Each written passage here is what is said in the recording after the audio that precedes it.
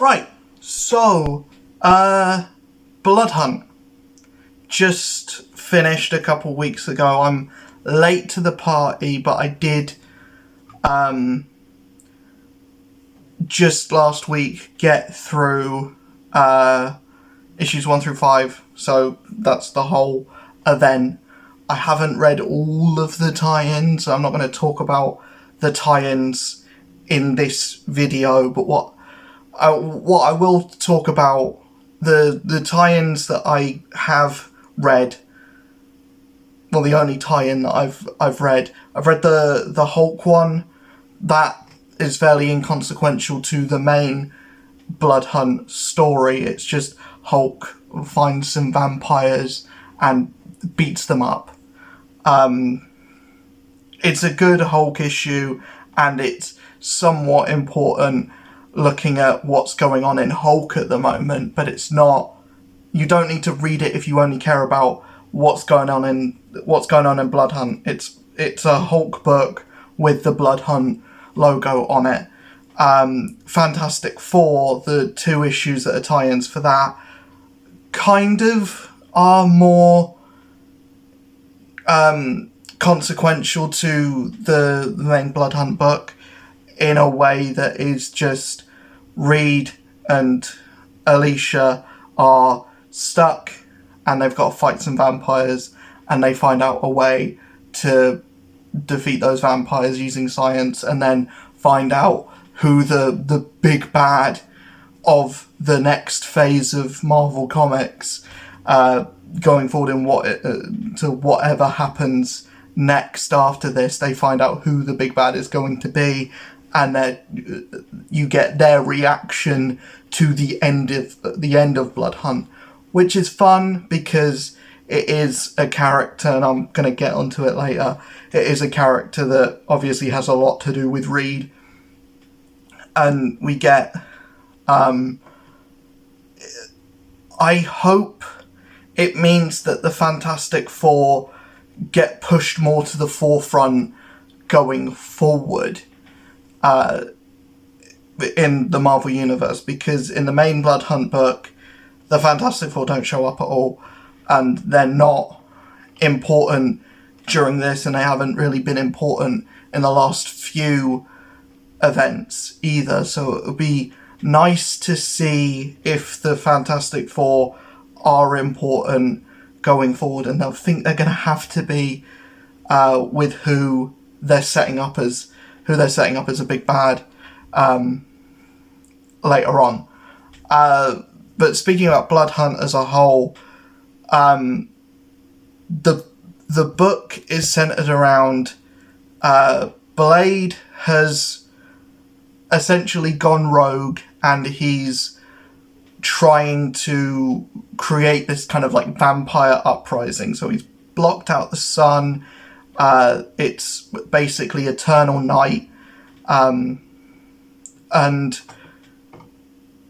the Avengers, the Midnight Mission from the Moon Knight book, and Brielle Brooks, Blade's daughter, teamed up with Dracula, have to deal with this situation and have to deal with Blade. And we'll later find out that Blade has been possessed by this other demon, and, you know, Miles is involved. He's turned into a vampire.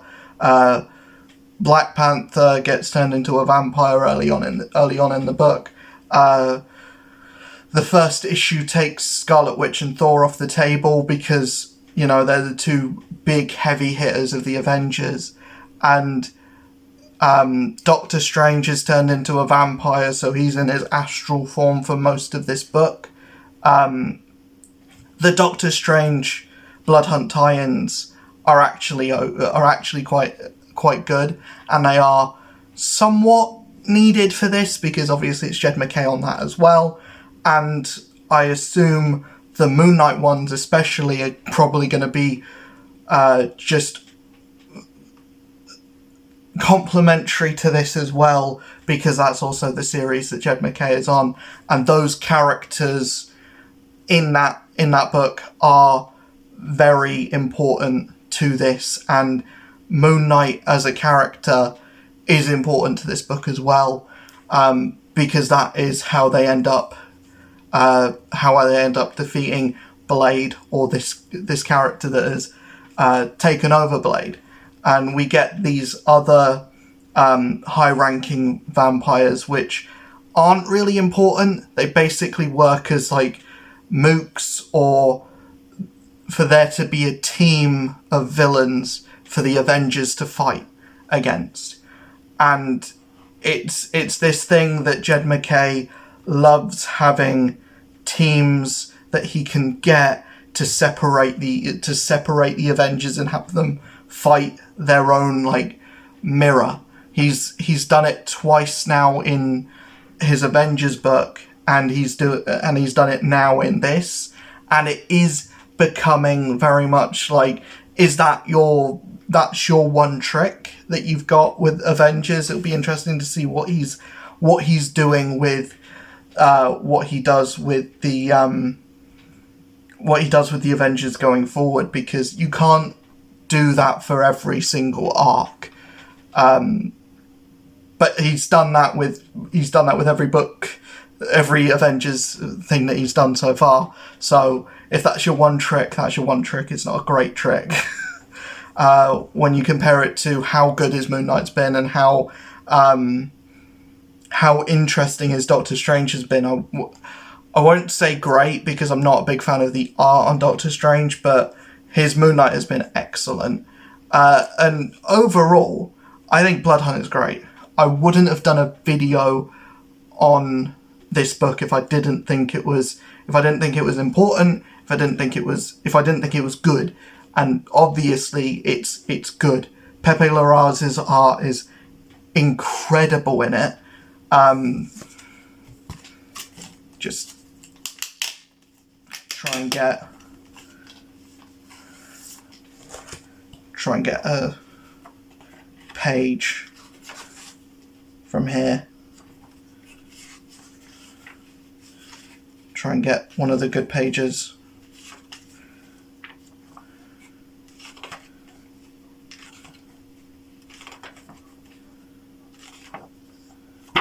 Yeah, here we go with like the team of vampires that have been made for the Avengers to fight, essentially. And whenever there's a Pepe Larraz book, it's always one of the best looking things at Marvel. And this is no exception. Like, whenever you know Pepe Larraz is on a book, you know it's going to be big, it's going to be important, and this is big and it's important. And I liked a lot of it. I feel like it ends very quickly. I feel like they could have stretched the climax into 2 issues and maybe had it be 6, because I feel like they defeat Blade in a very kind of hand-wavy way, with essentially saying, yeah, you bit Miles, but in doing that you've essentially made Miles part of your bloodline, and therefore he can defeat you. That kind of is a bit hand-wavy to me personally, and I feel like they could have spent a bit more time in building that up, or in setting that up, or in just elongating the fight, because I feel like the fight doesn't really go on for that long. But overall it's a good series, and it does look very nice as well. And there's not much that I can complain on. And all throughout the series, we're given these little things of like, there's no vampires going into Latveria because they've got their own spiritual wards around it, and Doctor Doom is just watching all of this chaos unfold, to the point where Doctor Strange and Clea go to Doom to basically say, you're the only one that we know that can deal with this.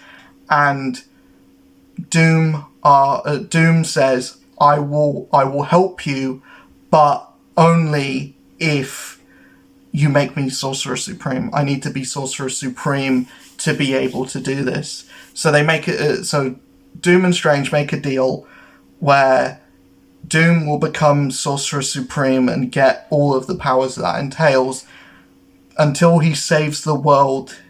What Strange thinks is just in this specific instance. However, Doom decides, no, when I will decide for myself when I've saved the world, and I'm going to do it in its absolution. So that's where we end the story, with Doctor Doom as Sorcerer Supreme essentially broadcasting to the world, shit's gonna hit the fan soon, and things are gonna get real. And essentially, he's like, I'm your new Sorcerer Supreme. I will act as a Sorcerer Supreme, not like the one who went before, essentially. It's really interesting, and that itself is going to be paid off later down the line. I'm confused as to what will happen in that gap, in the interim of now to November. What is it we're going to be doing, especially in Avengers and in Fantastic Four? Because Reed sees this in the Fantastic Four tie-in. Reed sees this and he's just like, oh shit. To quote him. He just sees Doom on this like big screen and he's like, oh, we've got to deal with that. It's gonna be weird going from that to issue 23 and the Fantastic Four are doing something completely different and not dealing with what is going on with Doom. That's gonna be weird to see, and it's apparently because Storm joins the Avengers just after this. So what's going on there? What is going on there with Storm on the Avengers? Like, surely someone in the Marvel Universe should be dealing with Doctor Doom or trying to deal with Doctor Doom, because the next issue of Doctor Strange, issue 18, is the last one. That run's finished now. So what is going on? What happens now? What happens in that interim time between now and the next event, The World Under Doom, in November? I don't know. I have to wait and see. But you would think there would be a book that is leading up to that, and maybe that's Avengers. More than likely that is Avengers. The other things to say coming out of this, obviously Doctor Strange is no longer Sorcerer Supreme. He still has magic powers. He still is that character. Miles is still a vampire for the foreseeable. Black Panther, however, is no longer a vampire by the end of this. He uses the heart-shaped herb, and that gives him, that cures him of his vampirification. Moon Knight is back. Mark Spector is resurrected along with every other Moon Knight. There's a bit in this where Tigra, Hunter's Moon, and the Wrecker essentially bust Khonshu out of Asgardian jail, and he brings all of the Moon Knights with him. So that's going to be a big thing that will affect the Moon Knight book. But yeah, that's kind of it. We have we have our direction where the Marvel Universe is going in the next few months towards the end of the year. We have a resurrected hero that died earlier in the year, or that died last year. yeah, there's ramifications of this book. I don't know if many of them will last longer than the end of the year. And I don't know if... I feel like this is... When Jonathan Hickman was on Avengers, he had his, like, mid-event, which was Infinity. And then that span out and led directly towards Secret Wars. I feel like Blood Hunt is Jed MacKay's Infinity. And One World Under Doom is his Secret Wars. Is his, like, big magnum opus. This feels like a much smaller, insular event, which, yes, still has big consequences and big ramifications, and still, you know, has big moments as well. I feel like not the biggest moments, but it still has big moments. I mean, Vision flies someone into the sun. So yeah, there's moments in this that are really cool, and especially seeing Doom and how the climax does unfold. Some of the best artwork in a Marvel comic I've seen in years. It's a really, really well done series, and Jed MacKay has done really well building up to this in his Moon Knight run, building up to this in Doctor Strange as well. And I'm excited to see where it goes and where the Marvel Universe as a whole goes after this book, because no doubt One World Under Doom is going to be the big event, and it's going to be the big thing that completely shakes the universe after this. Because this felt like a midpoint event. This felt like Absolute Carnage as opposed to King in Black. It feels like One World Under Doom is going to be King in Black. That's my big takeaway. This feels like we're doing this to get to that, not this is the destination. It feels like this is a checkpoint in the destination. And as far as those kind of events go, this is one of the better ones. And I'm excited what Jed MacKay does with One World Under Doom. I'm really looking forward to where the Marvel Universe goes in the future, like I said. It's a good time to be a Marvel fan. We are eating very good at the moment.